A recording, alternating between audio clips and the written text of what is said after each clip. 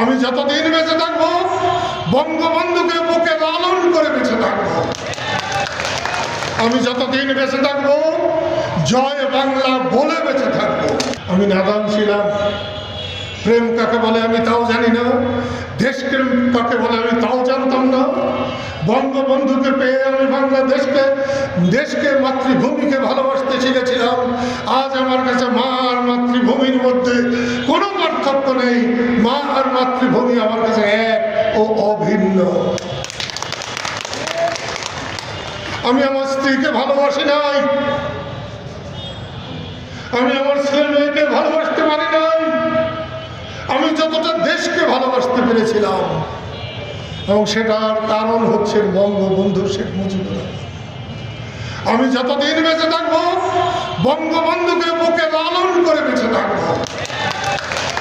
আমি যতদিন বেঁচে থাকবো জয় বাংলা বলে বেঁচে থাকবো। আর মনোবল হতে হয় স্পাদ্রিত। জেরুজালেম 25 বছরের পথ চলায় নিরাপদে রাখার প্রত্যয়ে।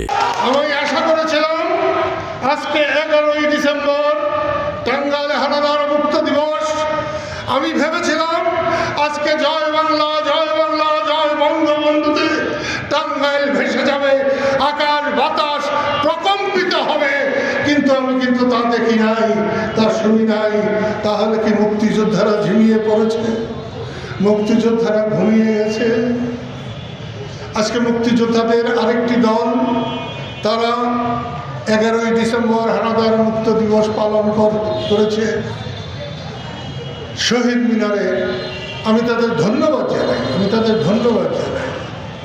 একটা কেন 100টা পালন করুন, কিন্তু আমাদের নেতা এক, নীতি এক, দেশ এক, স্বাধীনতা এক, এখানে কোনো ভিন্নতা নাই। আমি বঙ্গবন্ধু শেখ মুজিবুর রহমানের নেতৃত্বে মুক্তিযুদ্ধ করেছি। বাংলাদেশের একজন শ্রেষ্ঠ মুক্তিযোদ্ধা জিয়াউর রহমান বীরুত্তম, তিনিও বঙ্গবন্ধুর নেতৃত্বে মুক্তিযুদ্ধ করেছেন।